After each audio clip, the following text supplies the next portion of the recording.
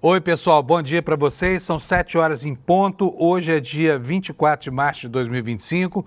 Nós estamos começando a primeira edição do Desperta de uma semana histórica, porque o Brasil começa a colocar no banco dos réus aqueles que tentaram dilapidar as instituições da democracia, que tentaram destruir as sedes dos poderes, que tentaram transformar o nosso regime numa ditadura para que um ex-presidente muito afoito, muito sequioso de poder, pudesse se instalar lá a despeito do resultado das eleições que ele perdeu, né?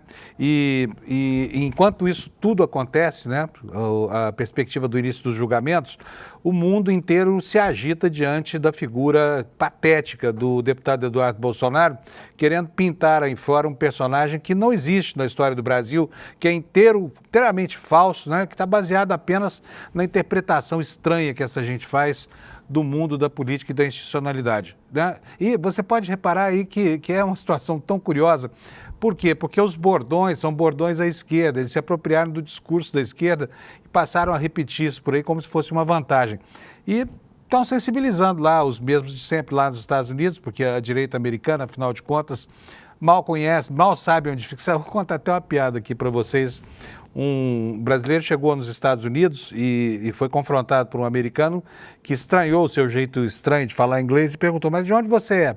Aí o turista respondeu, eu sou da América do Sul. Aí o cara pergunta para ele assim, Flórida? Os Estados Unidos mal têm consciência do que é, do que são as fronteiras norte-americanas, sabe pouquíssimo sobre o Brasil, na ignorância brutal, né, daquele país sobre a vizinhança. E essa ignorância agora está sendo marcada por essa campanha insidiosa do Eduardo Bolsonaro, que tenta transformar uma democracia madura, cujas travas conseguiram impedir o golpe de Estado, em uma terrível ditadura, né? Isso não vai colar, obviamente, mas conturba o ambiente internacional aí fora e ainda não gerou nenhuma medida concreta, de caráter legal, nada que pudesse, até o momento, ser classificado como uma espécie de intervenção norte-americana ou intervenção estadunidense, como queira, em negócios que são da soberania do povo brasileiro. Mas, né, é bom ficar com as barbas de molho, porque esse movimento é um movimento bastante consistente, porque tem próceres aí espalhados pelo planeta inteiro, que estão trabalhando para construir essa imagem falsa de que a nossa democracia, tão jovem e tão sólida, é, na verdade, uma ditadura, que é completamente, eu repito, completamente falso. Mas essa semana nós vamos ter Bolsonaro e mais 7 no banco dos réus, né? E será o início de um processo traumático para o Brasil, porque certamente vai ajudar a fraturar ainda mais a já dividida opinião pública brasileira. Só que é um processo absolutamente necessário para colocar esses golpistas que a história registra em todos os momentos da nossa história no lugar deles, que é a cadeia, né? Para que fique claro e para que sirva como exemplo que tentar golpear as instituições brasileiras e acabar com a democracia é algo grave e algo que precisa ser punido. Os argumentos são terríveis, né? Desde esse autoexílio falso eu vou usar muito essa palavra aqui hoje, do Bananinha, até o esforço para transformar os patriotários em vítimas dessa grande conspiração que teria como cabeça da lança o Supremo Tribunal Federal, né, uma instituição terrível e a serviço do governo Lula. Essa é a tentativa de escrever a coisa. Mas, enfim, essa semana que está começando hoje, ela vai, durante muito tempo, ser estudada pelos alunos de História no futuro, né? Porque é o momento em que o Brasil demonstra com muita clareza e com muita autoconfiança que fez uma opção pelo caminho democrático, que nada vai abalar essa convicção. E que tentar golpear o Estado brasileiro é, sim, um crime que tem gravíssimas consequências como essas que a gente está vendo por aí.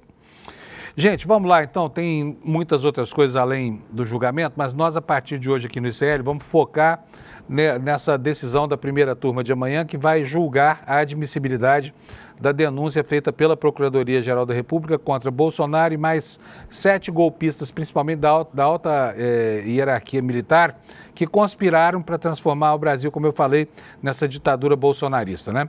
Então, o julgamento vai começar amanhã, terça-feira. vai provavelmente até a quarta-feira e o ICL vai estar de plantão esse tempo todo para que você possa receber todas as informações sobre o que está acontecendo em Brasília. Por isso nós colocamos em campo um grande time de jornalistas, são os melhores jornalistas do país, acompanhados pelos melhores analistas políticos do país, num esforço de reportagem para que o ICL consiga atender a necessidade de informação do nosso público, da nossa comunidade, que é super exigente, né, super bem informada e será correspondida na sua expectativa, tá bom? É sobre isso que nós vamos falar ao longo do dia de hoje. Então vamos lá começar esse programa aqui. Começar como eu faço todo dia, chamando meu companheiro Alex Amorim. Bom dia, Alex. Bom dia, chat. Bom dia, Panunzio. Como vocês estão? O Alex hoje está com uma voz meio cavernosa porque não teve jogo importante esse fim de semana. Mas teve 2 campeonatos, né? O da Bahia e do Ceará, né, Alex? Isso. E olha, quem venceu? Está no enunciado da pergunta. Campeonatos da Bahia e do Ceará. Quem venceu lá, Alex? Certo. Primeiro a gente vai começar pelo Campeonato Baiano. No jogo de volta foi 1-1. E o Bahia conquistou 51 vezes o Campeonato Ceará, o Campeonato Baiano. Estadual, baiano, me confundi, perdão, e ampliou a vantagem de 21 títulos contra o Vitória, e o Ceará empatou 1-1 também contra o Fortaleza, e se consagrou bicampeão, chegando a 47 títulos estaduais do Ceará. Nossa, que informação, hein? Completa. Obrigado. O Alex, não vou chamar dessa palavra porque fica acordando as Alexas por aí, mas o nosso querido Amorim aqui também vai falar um pouquinho com a gente sobre o jogo. Tem jogo da seleção amanhã, não é isso, Alex? Isso. Tem um jogo importante. Estou ouvindo o pessoal falar que nós vamos tomar um cacete da Argentina. Por quê? Depende, é porque a seleção deles tá bem melhor que a nossa e sorte que a gente não vai enfrentar o Messi. Mas vai ser um jogo importante às 9 horas da manhã na terça-feira, que todo mundo vai assistir. Eu não sei se eu vou assistir, sendo sincero. Por quê? Porque eu acordo muito cedo e ultimamente não tá valendo tanto a pena, sabe? Então não teremos comentários sobre o jogo da seleção brasileira. Teremos. Já prevendo que vamos pagar um mico lá na Argentina, é isso, né, Alex? Teremos. E temos a volta dos campeonatos do Brasileirão, é isso, essa semana? O Coringão vai disputar o quê essa semana, Alex? Então, na quinta-feira o jogo de volta do Campeonato Paulista, Palmeiras e Corinthians na Neoquímica Arena. E no fim de semana já começa o Brasileirão, que o Palmeiras vai começar a jogar domingo por conta do estadual, que vai ser a final na quinta-feira. Ok, Alex, beleza. A gente volta então ao longo da semana contando para você o que aconteceu, embora futebol não seja a nossa especialidade, mas a gente tem as notícias para dar, né, Alex? Sim. Um abraço. Bom programa então, para nós. Obrigado. Para nós. Gente, deixa eu falar uma coisa. Eu vou aqui na aberta aqui, por favor, Alex. É o seguinte, como vocês sabem, eu cheguei aqui há alguns meses já para assumir aqui a vaga aberta pela saída do Demore, que foi promovido, virou diretor, nosso chefe aqui no ICL. E aí eu fiz uma inovação aqui que não agradou muita gente. Eu gostaria muito de conhecer a sua opinião. Eu tenho começado o programa todo dia com meteorologia, mas eu tenho recebido críticas, você está perdendo tempo demais com meteorologia.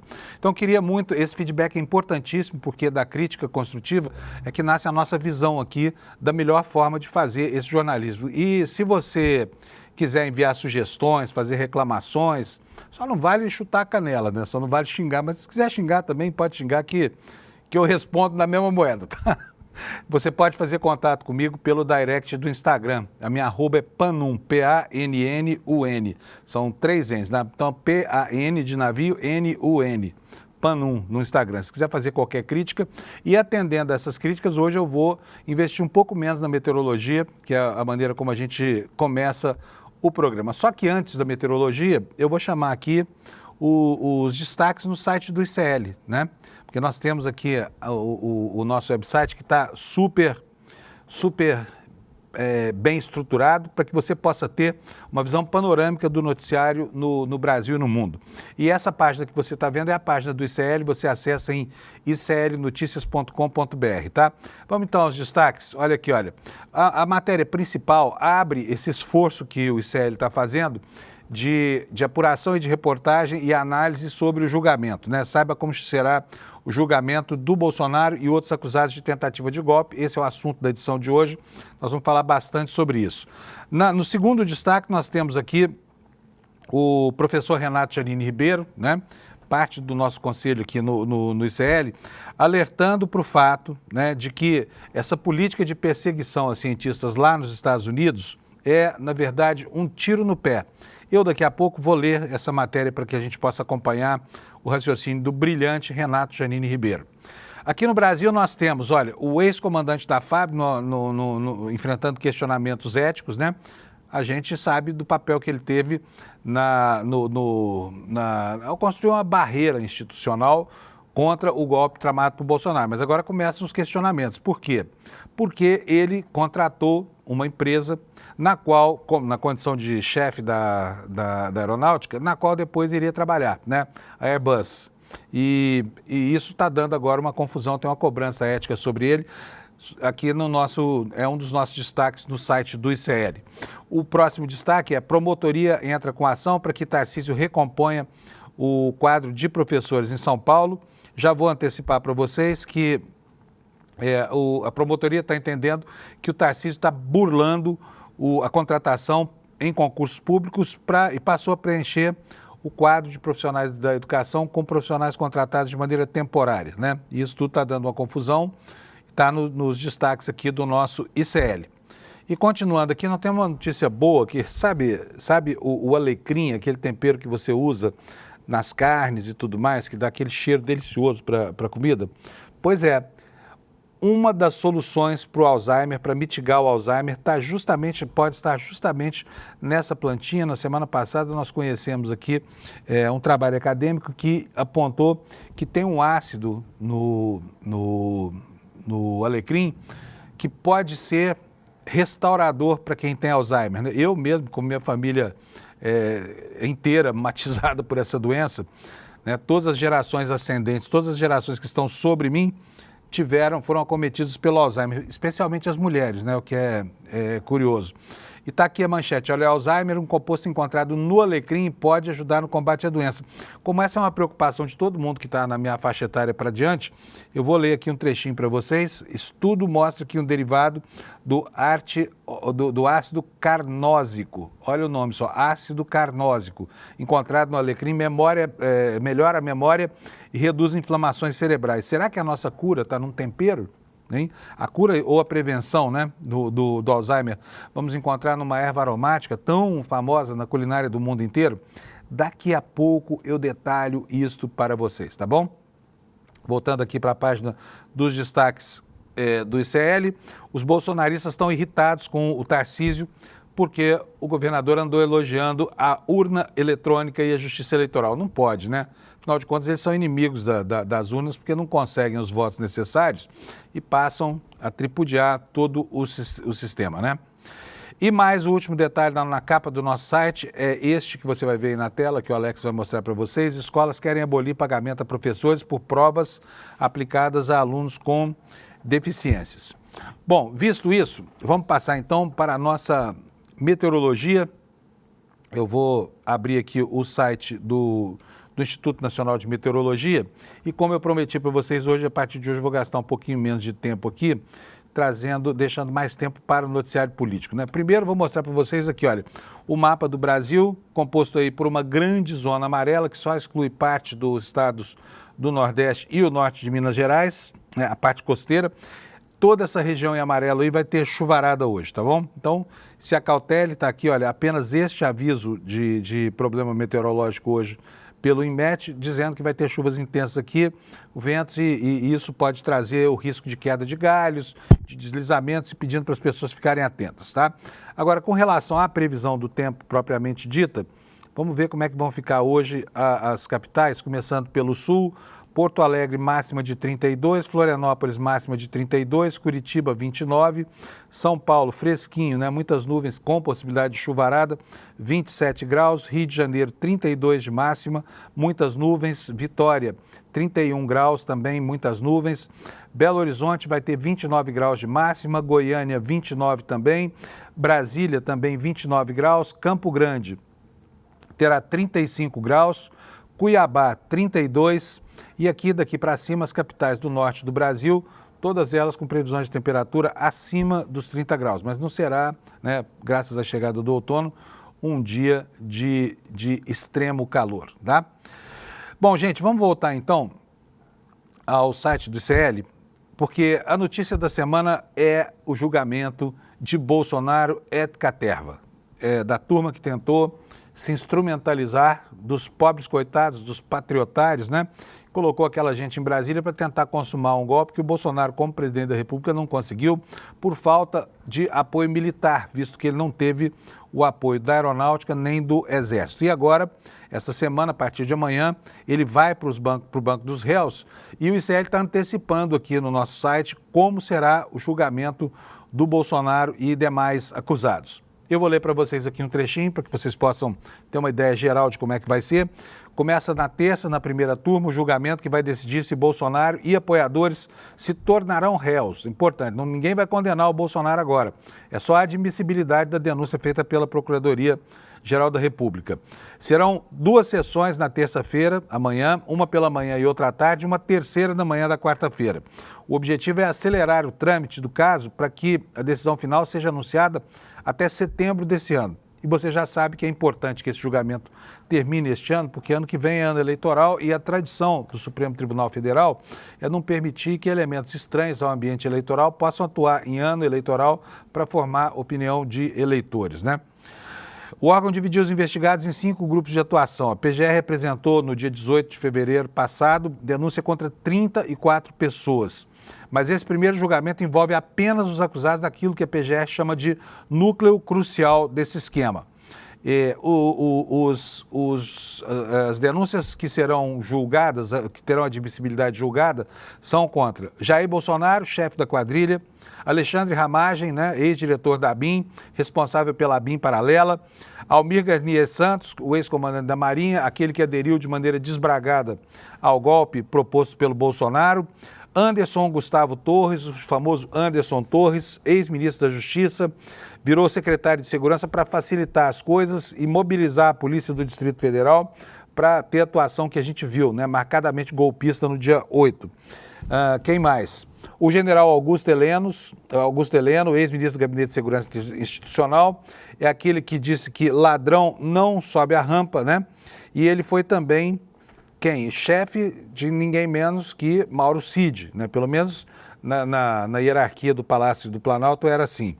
Paulo Sérgio Nogueira de Oliveira, ex-ministro da Defesa, outro militar acusado de ter sido um facilitador da tentativa, né, de contaminar as Forças Armadas com essa perspectiva do golpe. E o Walter Souza Braga Neto, ex-ministro da Defesa, ex-candidato a vice na chapa de Bolsonaro, a mente por trás de tudo, que inclusive foi atrás do dinheiro para financiar a Operação Punhal Verde e Amarelo, aquela que pretendia assassinar Lula, Geraldo Alckmin, não dá para entender, né? Até hoje eu não entendi isso, apesar de meses e meses dessa denúncia, e também o ministro Alexandre de Moraes, né? Há de lembrar que quando os bolsonaristas falam, não tem prova, mas aqui não faltam provas, né, de que a operação foi deflagrada, porque houve alocação de telefone, compra de telefones celulares, aluguel de carros, o uso de unidades de veículos dos Kids Pretos lá de Goiânia, o deslocamento de agentes, a preparação do ambiente em que seria desferido o ataque ao ministro Alexandre de Moraes. Portanto, estava tudo em campo e aqui não há que se falar em era só uma discussão, liberdade de expressão. Liberdade de expressão é escambau. Liberdade de expressão é o direito de falar sobre alguma coisa, ainda que a legislação brasileira proíba, por exemplo, manifestações contra o Estado Democrático de Direito e também a favor, por exemplo, dos quadros do regime nazista, né? Olha, os membros da primeira turma que vão julgar a admissibilidade, quem são? Vamos lá, Alexandre de Moraes, que é o relator, Carmen Lúcia, Cristiano Zanin, Flávio Dino, Luiz Fux. A primeira turma vai estar integralmente ali com a autorização e o reconhecimento de que não há comprometimento de qualquer natureza que possa atrapalhar, por exemplo, a atuação dos ministros Flávio Dino e Zanin, né? Que a extrema-direita queria ver fora desse julgamento, que na ausência de um argumento formal para tentar defender os seus clientes, os advogados passaram a sacar contra o Supremo Tribunal Federal mais uma vez, né? Então agora a tática de defesa é desqualificar o órgão julgador. E aí a matéria no site do ICL avisa que caso a denúncia seja aceita pela maioria dos ministros, o que fatalmente vai ocorrer, os acusados serão considerados réus. E aí Bolsonaro começa a perder o discurso, né? Perder o discurso, porque está a caminho da condenação e eles vivem falando, mas o Lula foi descondenado. Tá bom, mas o Bolsonaro está a caminho de uma condenação, né? Então vão perder logo esse discurso aí de descondenado e etc, né? Vamos ver o que mais que diz aqui a matéria do ICL. Ordem do julgamento. Abertura da sessão. O presidente da primeira turma, que é o Cristiano Zanin, inicia os trabalhos e apresenta os pontos que serão discutidos e que estão na pauta. O relatório depois é lido pelo ministro Alexandre de Moraes, né? E que vai resumir os fatos, porque é tanta coisa que se ficasse lá lendo o relatório integralmente, nós teríamos aí uma das sessões mais longas da história da humanidade lá no Supremo Tribunal Federal. Depois o Procurador-Geral da República vai fazer uma sustentação oral, terá 30 minutos para expor seus argumentos, né, e vai reforçar os pontos da denúncia que ele mesmo apresentou. Aí começa a fase de sustentação oral das defesas e os representantes dos denunciados, por enquanto não se pode chamar de réu, né, vão ter cada um 15 minutos para falar, né, para apresentar os argumentos e uma ordem que vai ser definida pelo presidente da sessão. Depois, o voto do relator nas preliminares. O Alexandre de Moraes vai ler o voto, né, sobre preliminares levantados, como, por exemplo, nulidades que serão arguidas pela defesa, né? Aí os demais ministros é que vão deliberar sobre as preliminares, votarão na questão preliminar. Primeiro vota o Flávio Dino, depois o Fux, depois a Carmen Lúcia e depois o Cristiano Zanin. Aí vem o voto do relator sobre o mérito da denúncia, tá? O relator Alexandre de Moraes apresentará o voto sobre o mérito das denúncias e os investigados devem se tornar réus. Votos dos demais ministros sobre o mérito. Aí cada ministro profere o seu voto sobre o mérito da denúncia na seguinte ordem.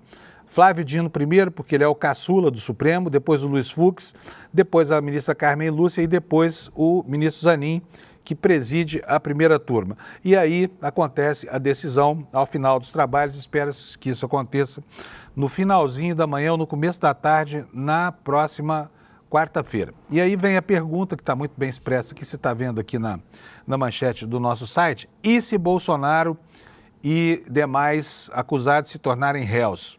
E a resposta vem aqui. Se a maioria dos ministros que entregam a primeira turma decidirem pela abertura da ação penal, os acusados serão considerados réus e aí começa o trâmite do processo no Supremo, com o caso ainda na primeira turma. O processo judicial segue uma sequência de etapas destinadas a assegurar o contraditório e a ampla defesa. Então vamos lá. Começa como? Olha, nessa fase são ouvidas testemunhas de acusação e de defesa.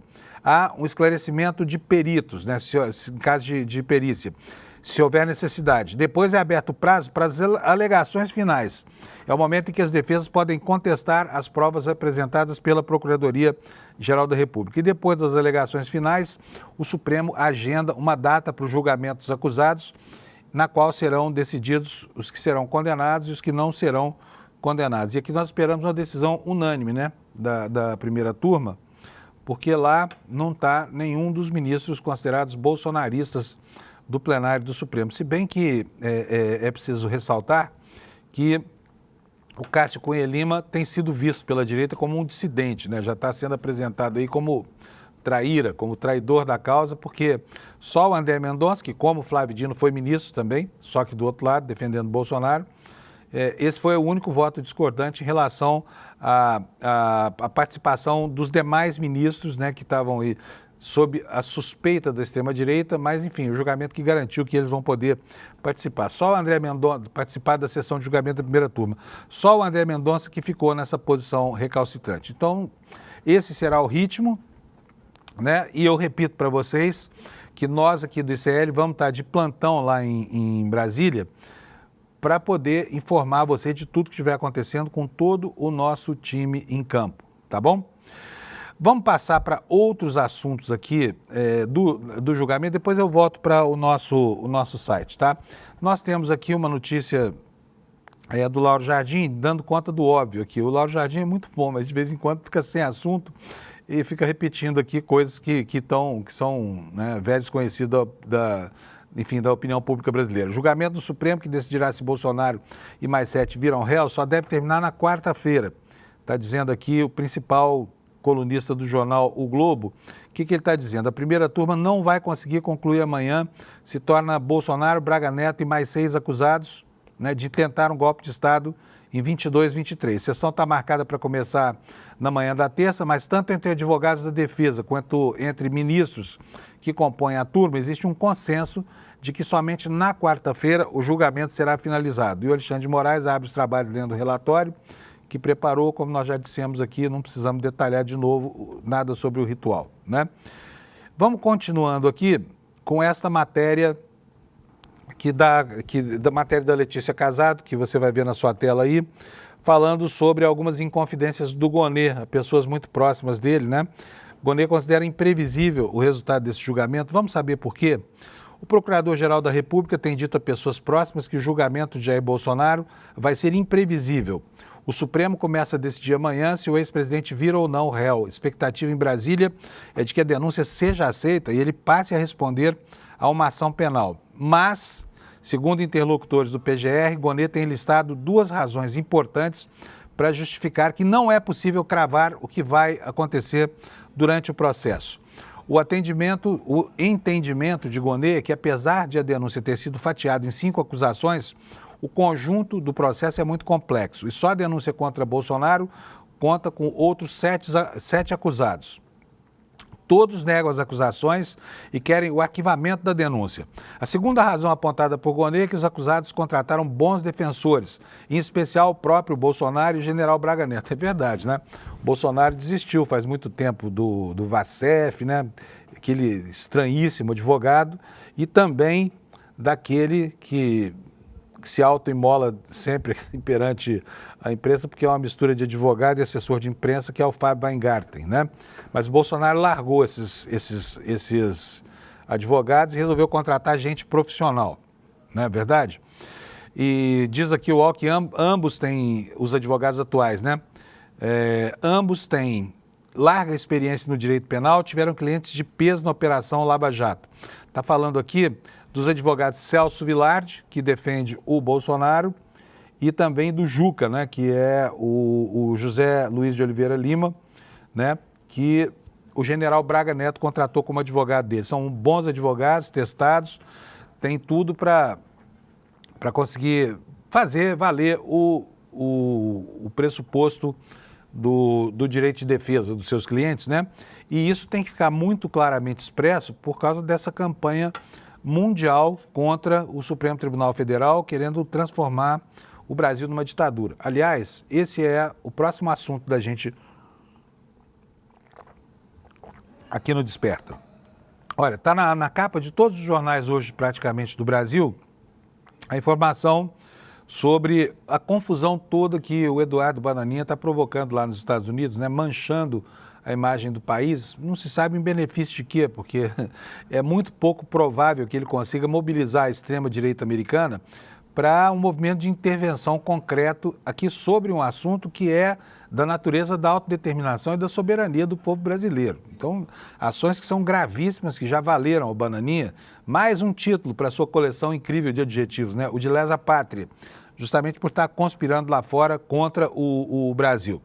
Essa campanha tem data para terminar, porque, afinal de contas, o julgamento da admissibilidade tá aí essa semana, né?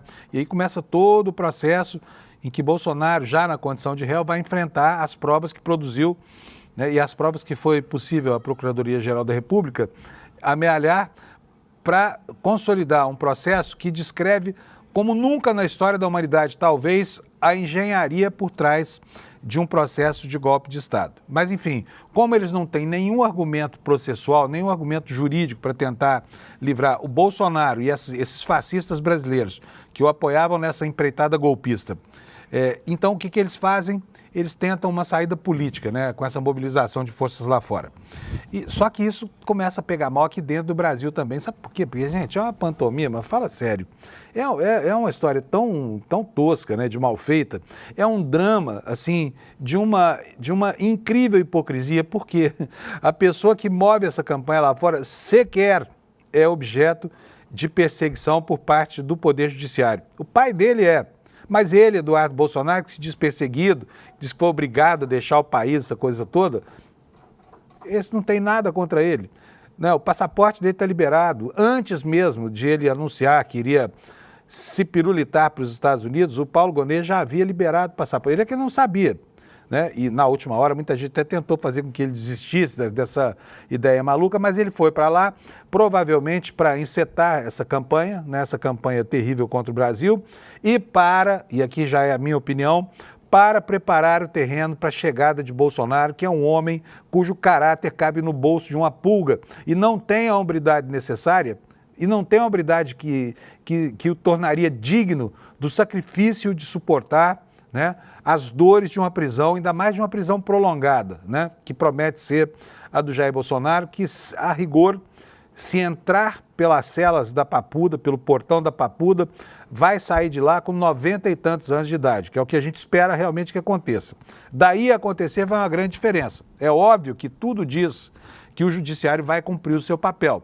Mas nós temos a eleição de 2026, e na eleição de 2026, se a extrema-direita brasileira lograr aquilo que tem prometido, as coisas vão ficar muito complicadas por aqui, né? Principalmente se eles conseguirem uma maioria expressiva no Senado da República. Mas o noticiário está tratando do movimento que acontece lá fora, e é a isso que eu vou me ater agora. A manchete que está na Folha é essa aí: Eduardo Bolsonaro nos Estados Unidos enfraquece o PL, né? E embaralha a direita para 2026, é a avaliação dos próprios aliados do bolsonarismo. Essa campanha toda começa a pegar mal para eles, né? Que dependem ainda dessa vinculação com a imagem de Jair Bolsonaro. O que diz a matéria da Folha? Aliados e adversários do clã Bolsonaro avaliam em conversas reservadas que a saída de Eduardo Bolsonaro do Brasil terá impactos negativos para o partido e seu grupo político nas eleições de 2026. Ambos os lados afirmam que, fora da projeção individual, o autoexílio do parlamentar, em sua ofensiva contra o ministro do Supremo, Alexandre de Moraes, cria um vácuo que dá espaço para candidaturas de direita que ascenderam com o bolsonarismo, mas que não necessariamente estão alinhados com os interesses do PL. Quais serão os interesses do PL, hein? Além da questão ideológica? Mas você sabe de algum outro interesse que o PL tenha para justificar uma campanha tão empedernida assim, né? Por uma volta ao poder com um atalho institucional? Contudo, diz aqui a matéria, essas avaliações dependem, segundo deputados e dirigentes ouvidos, de fatores como o tempo que Eduardo permanecerá fora do país, o papel que ele poderia desempenhar nas eleições de 2026 e o tipo de ajuda internacional que ele pode conseguir por lá, especialmente do governo Donald Trump para oposição ao governo Lula. E aqui é curioso perceber que a campanha do deputado Bananinha, ela é contra o Supremo, né, pelo julgamento que está sendo conduzido lá, que começa a acontecer a partir de amanhã, mas ela também é contra o governo Lula, que ele coloca como se fosse sócio do Supremo nessa perseguição política, e a gente sabe que o governo tem nada a ver com isso. Na semana passada, o Bananinha chegou a chamar a PF de Gestapo. A gente viu um neonazi chamando uma instituição de Estado brasileira de Gestapo. Engraçado, não é? Bom, vamos lá. Eduardo foi o segundo deputado mais votado do PL nas eleições passadas, teve 741 mil votos, e parlamentares da legenda afirmam que a maior parte da bancada soube pela imprensa da decisão de licenciar do mandato e permanecer nos Estados Unidos, que foi anunciada na semana passada. Tá? Então está aqui o pessoal do PL dizendo que isso aí atrapalha todo mundo. Olha, aliados de Eduardo projetavam até agora que ele disputaria o Senado pelo PL de São Paulo, o governo paulista ou até mesmo a presidência da República no lugar do pai, que chegou a ser cogitado pelo próprio Bolsonaro, né? Inelegível até 2030 por decisão do TSE, Bolsonaro pode ser preso, condenado pelo STF, patati patatá. Agora, a ausência do deputado amplia as chances de nomes da direita que fogem do guarda-chuva do PL, como, por exemplo, o deputado federal Ricardo Salles, do Novo, que mira uma vaga ao Senado, e do influenciador Pablo Marçal, que negocia se filiar à União Brasil de olho na disputa pelo governo paulista. Parlamentares do PL, que tem 92 cadeiras, e elegeu 99, hein? Já perdeu 7, mas tinha 99, portanto é uma força expressiva. Eles expressam receio com o desempenho da sigla no ano que vem. Além do risco Eduardo, a legenda não deve ter a Carla Zambelli outro assunto para a gente tratar aqui no programa, porque a Carla Zambelli vai a julgamento esta semana, né? E já tem 4 votos já está em julgamento, aliás, já tem 4 votos pela perda do mandato dela, né? Todo mundo sabe, por aquela cena de faroeste protagonizada no dia da eleição, quando o porte de arma, qualquer porte de arma é ilegal no Brasil. Então é isso, gente. A estratégia do Eduardo está irritando, né? Está irritando o próprio PL, que não sabe quais serão as consequências desses atos de lesa pátria, né? De um dos seus principais próceres. E internamente, essa turma do Eduardo, no PL e fora dele, entre os investigados, né, a fuga do Galinha Verde, como está sendo chamada, a fuga do Galinha Verde para os Estados Unidos, está irritando também, sabe quem? Os advogados dos outros réus da trama golpista. Por quê? Porque por causa da condição que está sendo construída pelo Eduardo Bolsonaro em relação ao Supremo. Só ataca, o que pode, inclusive, aumentar a antipatia do Tribunalzão Constitucional com a causa, o que envolveria, por exemplo, né, o julgamento de outros réus. O que diz a matéria do Globo, a qual eu estou me referindo aqui? É uma matéria da Malu Gaspar, né, excelente colunista do jornal o Globo, que constatou que a irritação dos investigados da trama golpista com Eduardo Bolsonaro está chegando ao paroxismo. Vamos ver o que é isso? A ofensiva beligerante do deputado federal licenciado Eduardo Bolsonaro contra o Xandão, nos Estados Unidos, de onde anunciou o afastamento do cargo, irritou investigados no inquérito da trama golpista que tramita no Supremo. Moraes é o relator do inquérito. Há uma semana do julgamento que deve colocar Bolsonaro e Braga Neto e outros 6 investigados no banco dos réus, Eduardo anunciou que ia focar em buscar as justas punições a Alexandre de Moraes e a sua Gestapo, Polícia Federal, em referência à polícia secreta do regime nazista, né? Que, aliás, eles conhecem tão bem e cultuam tanto, né, gente? Fala sério. Chamar a PF Bolsonaro, Eduardo Bolsonaro, chamar a PF de Gestapo, tenha santa paciência. Vamos lá. O ex-presidente e outras 33 pessoas são alvos da denúncia apresentada pela PGR, etc, etc. Para 3 advogados ouvidos reservadamente pelo blog da Malu Gaspar, a postura de Eduardo cria uma animosidade ainda maior entre o Supremo e os investigados, que se preparam para um revés no julgamento de terça-feira, quando a denúncia deve ser recebida pela primeira turma sem maiores dificuldades. Além disso, o discurso do deputado licenciado prejudicaria qualquer trabalho de distensão nos bastidores e torna ainda mais difícil, na visão dos defensores desses investigados, a possibilidade de Moraes atender aos diversos pedidos apresentados pelas defesas. Abre aspas aqui para uma dessas fontes. Se o Moraes acolher o pedido da defesa dos investigados agora, após as ameaças do Eduardo, fica parecendo um covarde, diz um dos advogados. E aspas aqui de novo. Isso cria um clima de animosidade com o Supremo e o relator. O ex-presidente Jair Bolsonaro também não tem uma postura muito conciliadora e isso nos causa prejuízos. É, na verdade, uma novela mexicana e a gente não sabe qual será o próximo capítulo, resume aqui um outro defensor. Estratégia, segundo a Malu Gaspar, pode ser contraproducente, inclusive para o próprio Eduardo Bolsonaro. Isso porque o deputado federal licenciado já entrou na mira do Supremo no inquérito das fake news comandado por Moraes e por xingar, em agosto do ano passado, o delegado Fábio Schor, que atuou nas investigações que levaram ao indiciamento de Jair Bolsonaro por tentativa de golpe de Estado. O relator do caso Schor é o ministro Flávio Dino. Está em ótimas mãos aqui para o desespero do Bananinha e dos outros bananas desta mesma família, né? Outro bolsonarista que entrou no radar dos próprios bolsonaristas é o governador de São Paulo. O governador de São Paulo está sendo atacado aí nas redes sociais. Por quê? Porque diz que as eleições no Brasil são tranquilas, né? Porque elogiou a urna eletrônica e a justiça eleitoral, que foram alvo do assédio por 4 anos de Bolsonaro et caterva, como eu falei. O que nos diz essa matéria? Os elogios feitos por Tarcísio Freitas às urnas eletrônicas e à justiça eleitoral em um evento no Tribunal de Justiça de São Paulo, na noite da quinta da semana passada, enfureceram os aliados bolsonaristas do governador. No fim de semana anterior, Tarcísio havia participado do Rio do protesto pró-anistia dos presos no 8 de janeiro, convocado pelo Bolsonaro. Aliados de Bolsonaro disseram que o governador sinalizou uma disposição de atuar de acordo com seus interesses, sem compromisso com o grupo político. Segundo relatos à Folha, a impressão deixada foi a de que, depois de endurecer o discurso para um lado, ele busca compensar com gestos na direção oposta. Tarcísio discursou no Palácio de Justiça, na sede do TJ de São Paulo, durante a abertura do Colégio de Presidentes dos Tribunais Regionais Eleitorais. Ele disse o seguinte, olha, o Brasil veio se tornando uma referência em termos de velocidade de apuração de tecnologia. Muitos países têm que olhar para o Brasil e ver o que está sendo feito aqui. O Brasil se tornou, de fato, uma grande referência, disse ele, falando das urnas eletrônicas. E aqui mais um trechinho do que ele falou.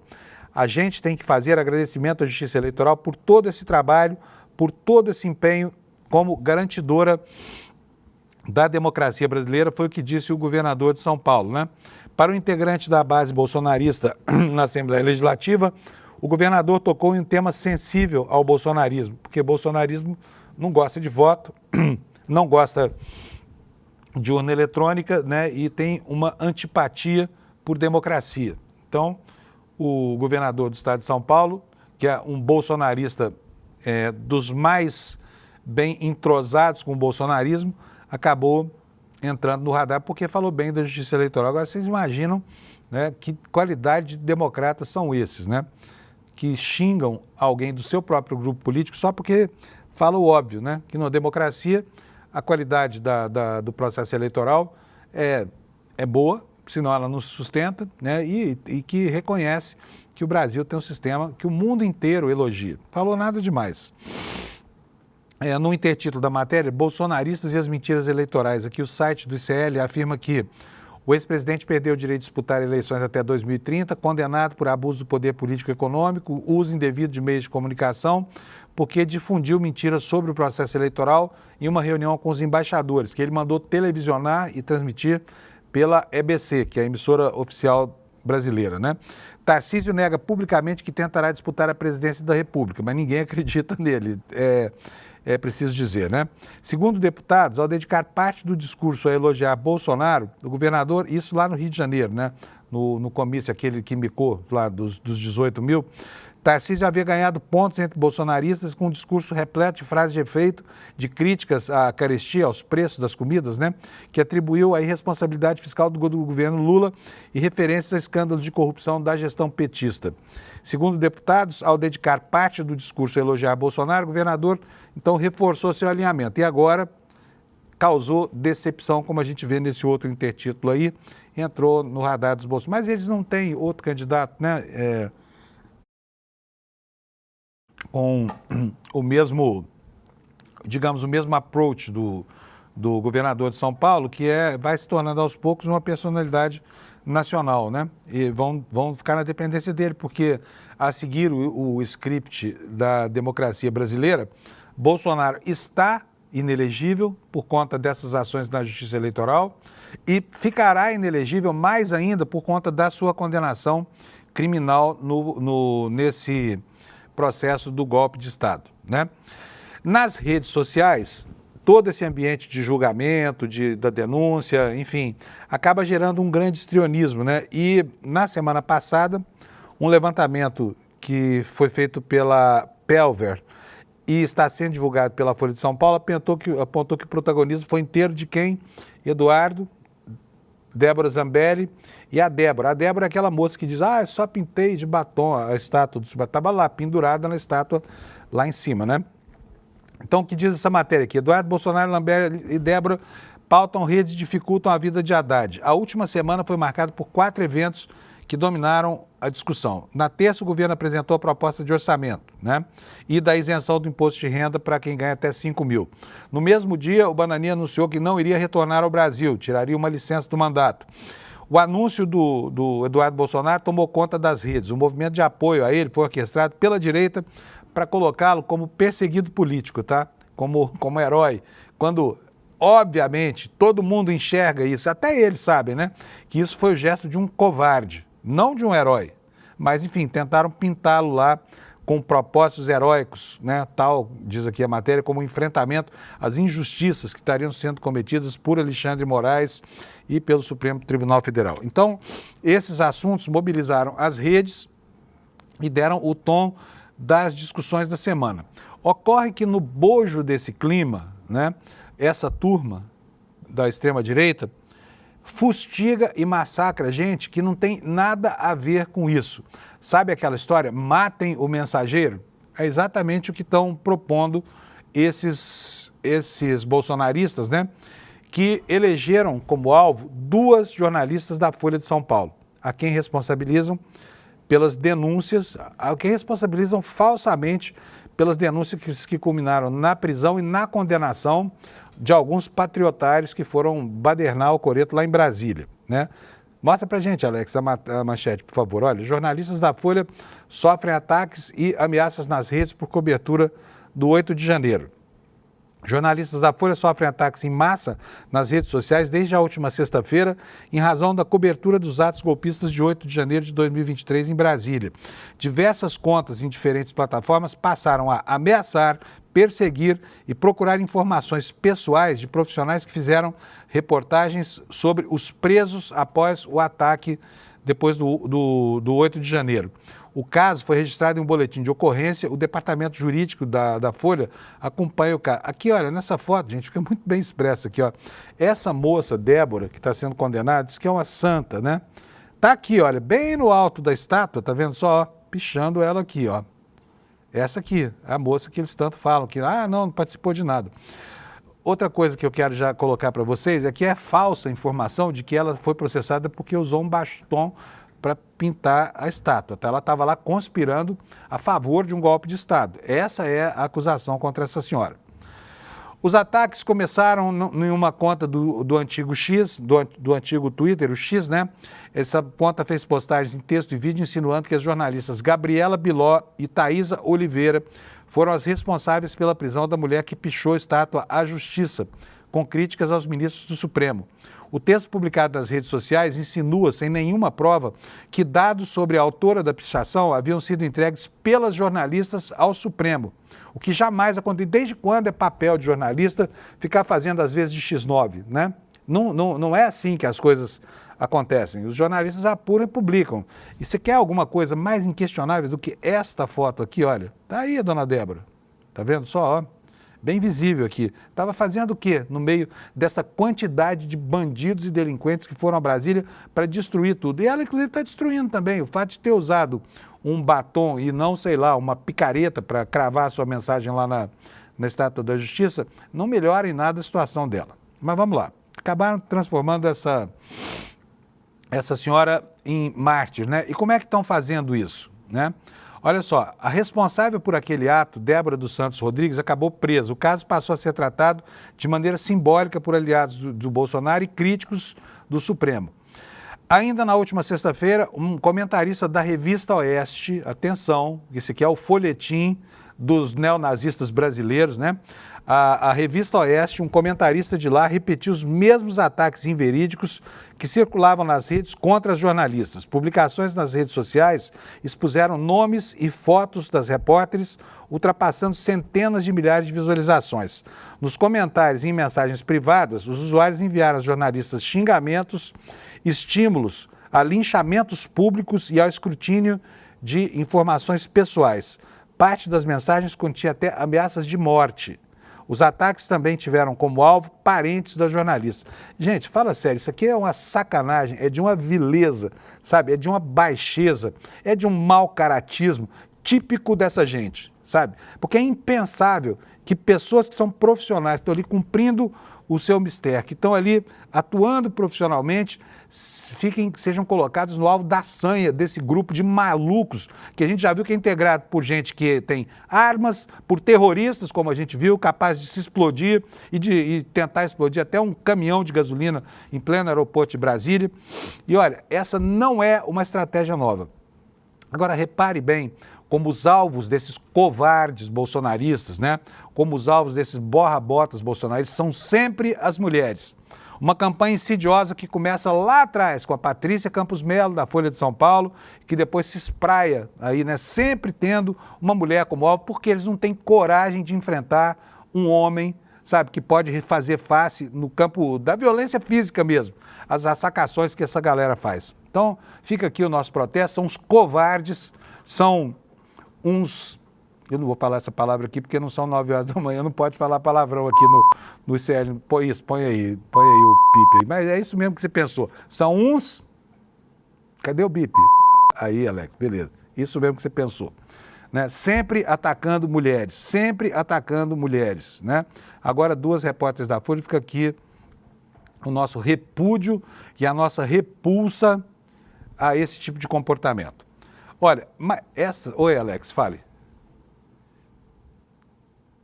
Isso é só para mim ou para todo mundo, Alex? Não, então pode falar para todo mundo, me avisa aí. Pra gente. Agora foi. Vai, certo. Fala aí, Alex. Temos uma imagem aqui da cobertura que vai ser feita pelo ICL, que já estamos a postos, lá de Brasília também, que está na tela. Olha que linda ali a Elô, em pleno palácio do Planalto, ao fundo, no pleno Supremo Tribunal Federal. Que palácio que ali, a estátua da Justiça ali, tão vilipendiada. Isso é hoje, hein, gente? Já estamos lá. A Heloísa está de pé daqui a pouquinho no N1. Eles vão entrar todos lá de Brasília para que você possa começar a receber essas informações, tá? Olha, por falar em julgamento, não é só o Bolsonaro que está em maus lençóis essa semana não, tá, gente? Tem gente também em pior situação até do que ele. Agora, mostra pra gente, Alex, aí isso aí, ó. STF já tem 4 votos declarados pela cassação desta figura aqui, olha. Esta senhora que teve a coragem de, em dia de eleição, sair correndo atrás de um jornalista negro porque se sentiu ofendida pelos questionamentos feitos em via pública, né? E vocês lembram da cena, aquela cena horrorosa. Tem ela aí, Alex? Tem ela fácil aí, a Carla Zambelli correndo atrás do jornalista? Não. Se tiver, a gente põe aí.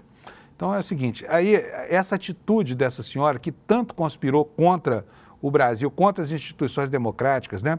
Que foi também, como faz o Bananinha agora nos Estados Unidos, fazer campanha lá contra o Brasil, essa senhora provavelmente vai passar muito tempo na casa dela, porque vai purgar as dores das consequências daquilo que ela fez.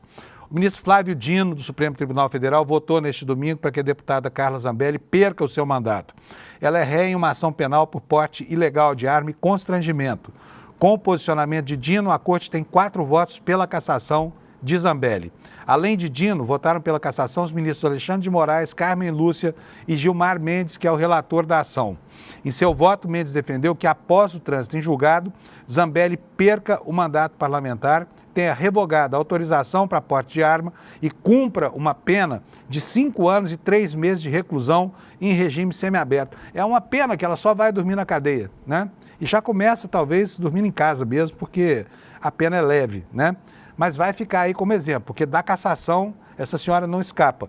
E aí nós vamos ter, depois de apurados todos os votos de todos os ministros lá do Supremo, nós vamos ter, provavelmente, aquele espetáculo de sempre em que o Congresso reativo diz que a decisão sobre caçar ou não é dele, tem que ser homologada, enfim, a confusão toda.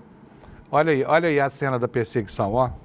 O nosso querido Amorim é bem rápido, olha, eu não me lembro o nome desse jornalista, mas ele fez aí as críticas que fez, e aí do nada começa a correria que vai desatar aí agora. Olha só, ele sai, a Carla Zambelli cai, tropeça e cai, diz que foi derrubada por ele, mas é mentira, não foi derrubado nada. Aí o jagunço dela pega o revólver e sai atrás do sujeito. De repente, ela, como se fosse, né, uma bandida de filme de faroeste, pega também a sua pistola e sai atrás do cara constrangendo assim na cara dura.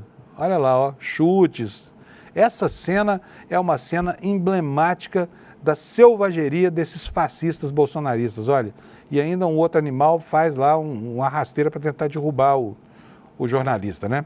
Aí nós vamos ver já a Carla Zambelli apontando a arma para esse sujeito que se escondeu dentro de um bar, né? E ela entrou lá como se estivesse entrando no salão de um filme de faroeste. Quer ver só? Vamos ver já essa imagem aí. Essa imagem é bom a gente ter em mente, para a gente relembrar. Olha aí, olha, a pistoleira Carla Zambelli, né? com a arma na mão. O que ela estava fazendo com a pistola na mão em pleno dia da eleição? Desculpa, estava fazendo bobagem, né? Para não falar uma palavra aqui, essa mesma aí que você pensou de novo. Então essa aí já tem 4-0 pela perda do mandato. Aí fica aqui, cadê o Conselho de Ética da Câmara? Não falou nada. Onde é que está o Conselho de Ética? Pode isso, um deputado, um parlamentar eleito, pegar uma pistola e sair correndo atrás de eleitor na rua? Por que o Conselho de Ética, que foi tão rigoroso, né, quando um certo deputado da esquerda chutou um bolsonarista que foi lá para provocá-lo, não falou nada sobre Carla Zambelli, não é não? Bom, gente, são 7h55, eu tenho mais 3 minutos, preciso dar um panorama aqui para vocês. O agronegócio brasileiro está muito otimista com relação ao que as consequências das sobretaxas aplicadas pelo Trump aos produtos da China, né? Porque houve até retaliação, a soja americana fica mais cara e o Brasil ganha de presente mercados, por exemplo, que não são só da China, mas também do México e da Europa para escoar a sua safra em ano de super safra.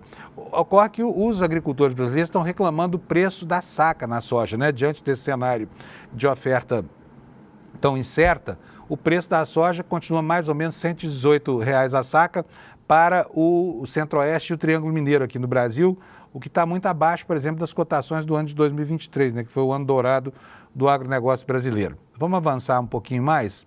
Olha, nós temos aqui um registro no Brasil de Fato sobre o movimento de simulações dos empréstimos do consignado para trabalhadores da iniciativa privada. O Brasil de Fato aqui registrou, no momento do fechamento dessa matéria, 36 milhões, mas foram mais de 40 milhões de simulações desse novo crédito consignado, né? E olha, é gente pra caramba que está querendo fugir dos juros de outras formas de empréstimo, né? Por exemplo, cheque especial, que está acima de 400% ao ano, e principalmente o rotativo do cartão de crédito está acima de 500%. Tem instituições financeiras aí praticando 600%. O Lula chegou ao Japão com a comitiva, uma grande comitiva que vai lá tentar abrir os mercados da carne brasileira lá fora, né? Por quê? Também consequência dessa política das supertaxas aí, né? E vai tentar trazer para cá um acordo entre o Mercosul, nos moldes daquele acordo que foi feito com a União Europeia, né? O Japão é um país de 130 milhões de consumidores, muito bem qualificados do ponto de vista socioeconômico, consomem barbaridades e o Brasil não tem acesso ao mercado de carne. Já tem gente agorando aí, a Folha de São Paulo, né? Lula leva, olha aí na tela para vocês, ó, Lula leva políticos e empresas ao Japão e arrisca voltar sem avanço. Vamos ver depois que o Lula voltar por aqui, qual terá sido o resultado dessa incursão. Normalmente é bem sucedida, né? E olha, e o governo brasileiro temendo, né, que as tarifas do Trump se espraiem para outros produtos que não apenas o aço e o etanol, sendo que o aço é uma decisão do Trump para o mundo, o etanol já é uma questão brasileira por causa da diferença de sobretaxas que existem. O Brasil tarifa o etanol comprado dos Estados Unidos com 18% e vende para os Estados Unidos que tarifam com apenas 2%. Então vai ter muita discussão sobre isso nos próximos dias, né? Bom, gente, é isso, são 7h58, não tem imagem de quem? Ah, a imagem da nossa querida Heloísa lá na Praça dos Três Poderes, né? Vamos falar agora, gente, do nosso patrocinador único aqui no ICL, que é o próprio ICL, né? E nós estamos promovendo aqui, hoje faltam 6 dias, tá? Para esse evento que você está vendo aqui, olha, Psicologia do Esporte e Ciência da Superação. Isso aqui vai ser uma jornada, uma maratona de gente que vai contar para você, né, que é nosso telespectador aqui do ICL, que é nosso internauta, como é que esses caras, olha, Mark Allen, né, e outros grandes atletas fizeram para superar não só as marcas cravadas por outros atletas, mas principalmente as suas próprias limitações. Começa dia 30 de março. E eu vou dizer uma coisa para você, é tão importante isso, do ponto de vista da motivação. Você que está enfrentando pepinos, você que é empresário, você que é trabalhador, mas sabe do desafio que é, sabe, educar uma família, conseguir o dinheiro para pagar as contas, a escola, o convênio médico e tudo mais, você não pode perder essas palestras. Aproveita, faz já aqui a sua inscrição. O site é esse aqui, olha, despertaicl.com.br. É super simples, porque isso aqui é webinário, não é uma live aberta, você precisa de um ingresso. E você, ao fazer a sua inscrição aqui neste endereço, você deixa lá seu endereço de e-mail e ganha um ingresso para participar dessa jornada aqui no ICL, tá bom? E é de graça para todo mundo, não precisa ser apoiador do ICL, não precisa nada. Eu espero que você faça bom proveito.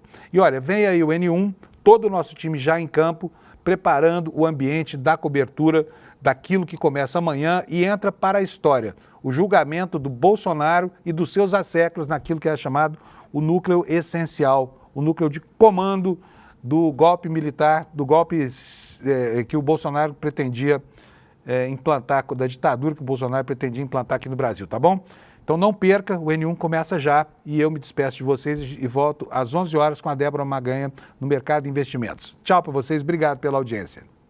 Imagina juntar como professores, no mesmo curso, o Monty Roberts, o maior preparador de cavalos que já existiu. Mirraim Lopes, o maior atleta olímpico que já existiu, tendo ganho 5 medalhas de ouro em 5 Olimpíadas distintas. Miguel Ângelo da Luz, o técnico brasileiro que foi campeão mundial com o nosso basquete feminino. Joaquim Cruz, o nosso campeão olímpico. Ronaldo da Costa, que foi o primeiro homem no mundo a correr uma maratona no ritmo abaixo de 3 minutos por quilômetro. A Joana Maranhão, o maior boxeador de Cuba, o maior psicoterapeuta do esporte, médico, fisioterapeuta, todo mundo, para ensinar para vocês como a gente pode fazer para superar os nossos limites e encontrar a nossa melhor versão. Essa jornada começa no dia 30 de março com uma aula incrível com Mark Allen, o maior triatleta da história. A gente se encontra lá.